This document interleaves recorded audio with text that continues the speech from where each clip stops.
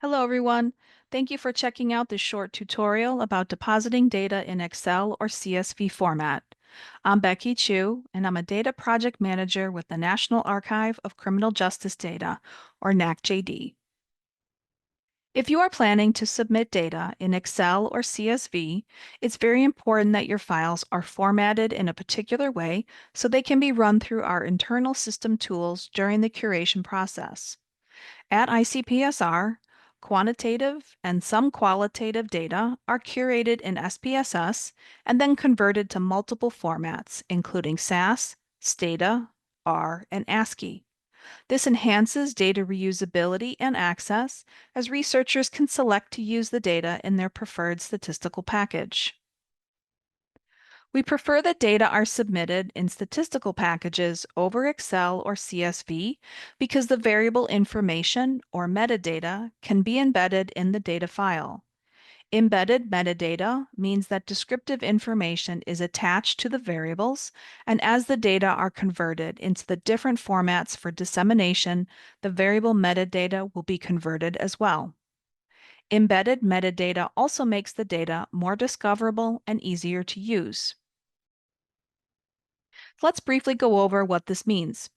On this slide is an example of a public access study that has two data sets available for download. For public access studies, when you click the download button, you are able to select from the various formats of data available. Data from restricted access studies are also available in multiple formats, but will not appear on the study page as available for download. During the curation process, variables are added to the ICPSR Social Science Variable Database, enabling prospective data users to view available data and variable information from the study's homepage. This slide shows some of the variables included in the two datasets. Highlighted in the slide is variable information for the variable sub available in dataset 1. When you click on the variable name, more detailed variable information is displayed, including the frequency distribution that contains the variable label, corresponding question text, and labels for the two values, as well as summary statistics and variable type. We are able to provide descriptive variable information in this way because variable metadata was embedded in the data file. Without the embedded variable metadata, we see a variable called sub that has values 0 and 1, but no other information on what this variable is measuring. So what does embedded variable metadata look like? This slide shows three variables in an SPSS data file: ID, location, and respondent. Highlighted in the image is the embedded metadata for the variable location. A variable label, location of interview, was assigned. The value of 9 has been designated a missing value, and 5 possible values of the variable have labels attached to each numeric value. The meaning of the variable location is well documented, and data values are clearly explained through labeling. Because the variable information is embedded and therefore attached to the variable, it will be retained as the SPSS file is converted to multiple formats. Variable metadata cannot be embedded in Excel or CSV. Here's an example of the same three variables in an Excel or CSV file. The meaning of the variables and their data values is not clear, and this can significantly reduce data usability. For example, it's not clear what the variable location refers to, much less the meaning of each of its values. However, this can be easily remedied with proper documentation.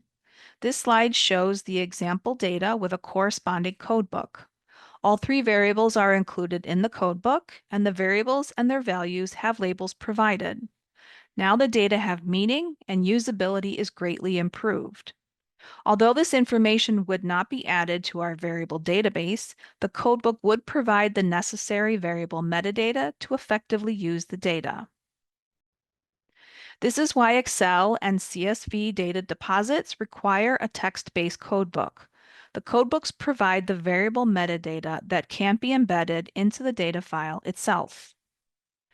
Codebooks should be in PDF, Word, or rich text format, and at a minimum should contain variable labels, value labels, and designated missing values for all variables in the data file. Codebooks should also align with the data files, and information should be as consistent as possible. Please note that including the variable metadata in the same Excel or CSV file as the data does not mean the metadata are embedded. Now let's go over what an Excel or CSV submission should look like. In general, we require very basic formatting. The first row should contain variable names, and all subsequent rows contain the data. Excel and CSV data files that do not follow our recommended formatting and cannot be processed through our internal system tools will be released in the same format as they were received. For all data submissions, we strongly encourage you to provide additional detailed information on the study design, sampling methods, and data collection or fieldwork issues, as well as details about the variables such as formatting issues, places where variables were reverse coded, and other known data anomalies or caveats that a secondary analyst would need to know when using your data. There are a couple types of variables that do not require value labels. One involves continuous variables, such as age, or in this example, ID. We do not require labels for each value of a continuous variable like this. However, at a minimum, these variables should still have descriptive variable labels and documented missing values. Variables containing short qualitative responses, as shown in this image, also may not require value labels. Again, these variables should have descriptive variable labels, and even though the responses are text-based, all potential values and indicators of missing responses should be documented. Next, we'll go over some additional formatting considerations for Excel or CSV files. Qualitative data in the form of short string responses, meaning 240 characters or less, can be submitted in Excel or CSV and run through our internal system tools. If your data contain long string responses or more than 240 characters, or paragraphs of text, such as interview transcripts or summaries, please remove these data from the file and submit them in PDF, Word, or text file format. This type of data requires more intensive curation and will be curated separately. The file can contain multiple worksheets of data, but the default at curation is that each worksheet will be processed and released as a separate data set. If you have 5 worksheets of data, 5 data sets will be released, each provided in multiple statistical package formats where possible. If your data should be released as one data file, please combine all the data into one worksheet. If you prefer that your data remain in separate worksheets and the worksheets remain together in one file, please note this in the comment section of your deposit workspace. This type of file will be released as is, meaning it will receive minimal processing and will be released in the same format as it was originally deposited. ICPSR will not release the data in the multiple statistical packages or add the variables to the variable database. Please clear the file of all comments and formatting, such as color highlighted cells. If formatting is essential to understanding and using the data, or are part of your project's analytic results, please include this explanation in your codebook or documentation files. Make sure all rows and columns are visible and are not hidden. If rows or columns of data are included as per your archiving mandate, but are for preservation only and not intended for release, please note this in your codebook or documentation files, but leave the data visible. We don't want to make assumptions on what your data mean, so even if variables have seemingly intuitive responses, please make sure to label all the values of your variables.